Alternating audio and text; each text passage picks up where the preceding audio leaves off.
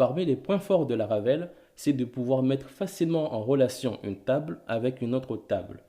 On n'a même pas besoin de faire du requête SQL en brut comme le faisait d'habitude avec PHP, un select, from, left join, et après on peut utiliser des options comme limit, order by, etc. Laravel nous permet facilement de dire qu'une table sera en relation avec une autre table en utilisant ce qu'on appelle une clé étrangère. Alors, par exemple, ici, j'ai la table Project. Et ce que j'aimerais bien faire dans cet épisode, c'est de dire qu'un projet pourrait avoir plusieurs listes de tâches. Par exemple, ici, on a notre projet qui nous dit ce qu'on doit faire. Et puis après, on aura une sorte de liste de tâches qui nous permettra de mieux effectuer ce projet. Alors, pour commencer, on va devoir créer un modèle. Pour cela, j'ouvre le terminal et puis je tape PHP artisan make modèle. Et puis je mets un "-h" pour avoir ici des informations. Ici, la famille make permet de créer des fichiers, soit des classes ou bien des fichiers. Là, j'ai la famille make, deux points, et puis là, j'ai modèle, pour dire que je vais créer un modèle. Et puis, on met ici des options, et là, on met le nom du modèle. En fait, tout ce que tu trouves ici, ce sont tous des faux enregistrements. C'est-à-dire que c'est Laravel qui les a tous remplis dans la base de données des enregistrements. En fait, là, ce sont des fausses séries que Laravel a créées pour moi. Je n'ai même pas eu besoin en fait de les écrire à la main. Laravel s'est automatiquement occupé de tout cela. Et cela peut vraiment me faire gagner énormément de temps. Après, grâce à ça, on peut facilement simuler une application comme si on était en fait en production. Donc, j'enlève ça, je reviens ici. Donc, on a ici les factories, on a ici le tiret force pour créer en fait de force un modèle, même si le modèle existe déjà. Ici, on a la migration qui nous permettra directement de créer une migration qui sera attachée au modèle. Ça, pour moi, en fait, je l'utilise presque tout le temps. Lorsque je crée un modèle, je crée également la migration qui lui sera attachée. On a ici "-pivot ou bien "-p" pour créer une table de pivot. On a ici les ressources qui nous permet de créer un contrôleur avec les 7 méthodes, comme on avait vu avec exemple contrôleur, qui nous avait créé la méthode index, create, update, edit, etc. Ou sinon, on peut aussi mettre un "-a ou bien "-all pour créer à la fois le contrôleur avec les ressources, la migration, ainsi que les factories. Alors, nous, dans cet épisode, nous allons créer à la fois le modèle, la migration, ainsi que les factories. Donc là, je réactualise le terminal. Et comme nom ici de modèle, je mets task.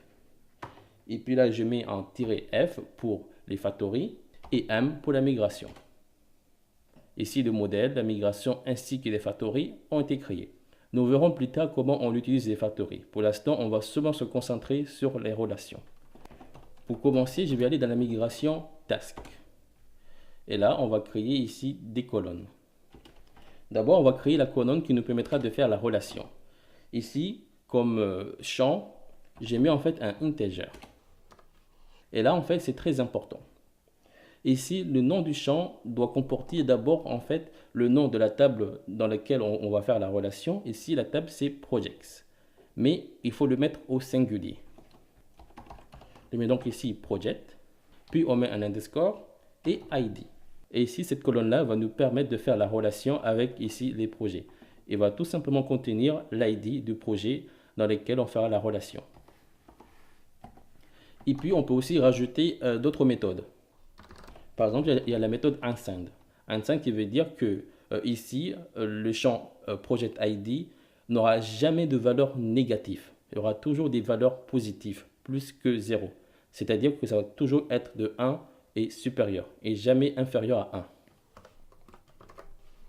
Et puis, je vais aussi rajouter en option la méthode index.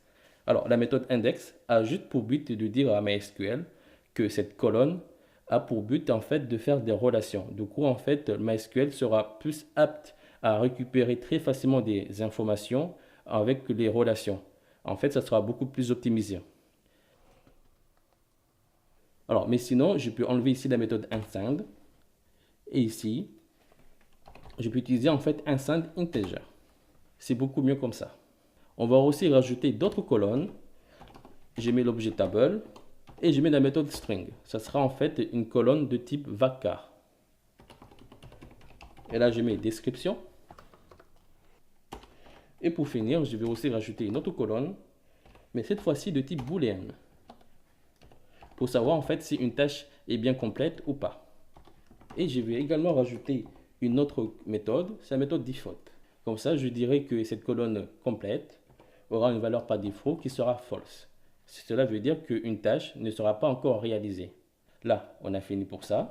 Je reviens ici et je tape PHP artisan migrate. Très bien.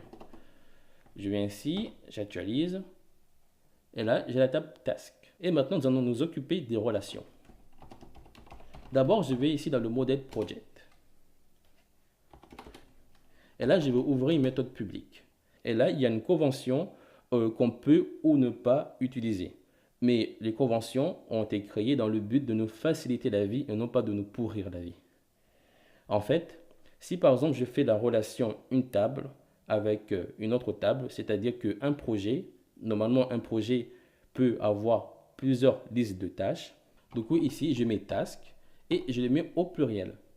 Juste pour dire qu'un projet peut avoir plusieurs listes de tâches. Et je mets juste un return de vis. Et là je vais utiliser la méthode hasMany. Et à l'intérieur de cette méthode hasMany, je mets ici le modèle task. Là, je mets deux points classe. Ici, avec la méthode hasMany, je lui dis qu'un projet peut avoir plusieurs listes de tâches. Alors, pour tester, je vais utiliser Tinker. Alors, je tape PHP artisan Tinker. D'abord, je fais appel au modèle project. Et puis, je mets deux points first pour récupérer le premier projet. Et puis, j'aimerais bien récupérer la liste des tâches qui est associée au premier projet. Et pour cela, on va utiliser la méthode task. Du coup, ici, je fais appel toujours au premier projet. Et là, j'utilise ici la méthode task. Alors, soit ici, j'utilise une propriété, comme ceci, un attribut, ou bien je mets ici des parenthèses. Et puis, j'utilise ici la méthode get. Et là, si je teste, j'ai une erreur. Alors, ici, j'ai une erreur parce que j'ai oublié ici de mettre un tiret. Voilà. Alors là, il me sort un tableau qui est vide. C'est normal parce que ici, si je rentre dans la table task, il n'y a rien. Ou sinon, je peux faire comme ça, comme si c'était un attribut. Et là encore, il n'y a rien. Là, je vais aller enregistrer des fausses enregistrements. Je vais ici dans insérer. Alors, ici dans Project ID, je mets 1, puisque je récupère ici le premier projet. Description, je mets faire les courses. Ici dans complète, ici la valeur par défaut c'est false, c'est 0. Et puis je mets exécuter. Et là si je reteste, là ici je récupère faire les courses. Très bien. Je vais encore aller enregistrer d'autres enregistrements. Alors dans Project ID, je mets encore 1. Dans description, je mets faire mes devoirs. Et là dans complète, je mets 1 qui est égal à true. Ici, je mets 2. Regardez une série. Là, je mets 1 à true. Et puis, je mets exécuter. Si je vais dans parcourir, là, j'ai 3 enregistrements. Les 2 premiers enregistrements sont associés au projet numéro 1. Et le 3e enregistrement est associé au projet qui a pour ID 2. Alors, si là, je reteste. Et ici, je récupère les 2 enregistrements, les 2 premiers enregistrements. Si là, je mets 2. Et là, j'utilise la méthode find. Là, je récupère le 3e enregistrement. Très bien. Maintenant, si je reviens dans l'application, j'aimerais bien afficher ici la liste des tâches. Pour cela, j'ouvre ici l'IDE. Je vais ici dans Project, Show. Alors, juste ici, je vais ouvrir une balise div. Alors, ici, je vais mettre une classe. Je mets un margin de haut et de bas de 5. Et puis là, j'ouvre la directive for each. Puis je ferme le for each. Et là, je récupère le projet. Et puis, je mets tout simplement task. As task. Là, j'ouvre une balise li. Je fais un écho de task. Description. Allez, si je reviens ici et j'actualise, ici, j'ai la liste des tâches. Alors, là, je vais un peu l'agrandir. Hein.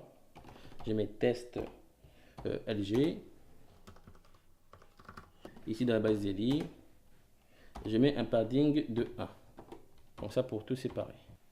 Très bien. Voilà, ici, j'ai récupéré la liste des tâches. Après, on peut aussi faire l'inverse. C'est-à-dire de dire que une tâche appartient à un projet. Pour cela, je vais ici dans le modèle task. J'enlève le commentaire. Et puis là, j'ouvre une méthode publique. Et là, je mets project au singulier. Puisque j'ai dit que une tâche appartient à un projet. C'est-à-dire que là, je dois mettre ici au singulier. Je fais un return de $vis. Et là, je vais utiliser la méthode belinsto. Et je mets ici le modèle project. Classe. Et c'est tout. Voilà, là je lui dis que une liste de tâches appartient à un projet. Et pour le tester, ici dans Tinker, là je suis obligé de couper Tinker puisque là je viens de faire une modification. Et ici en fait, lorsqu'on fait une modification, il faut toujours relancer Tinker ou sinon Tinker ne prend pas en compte. Et là, je relance ici Tinker. Je réinitialise ici le terminal. Je fais appel au modèle task. Je mets first.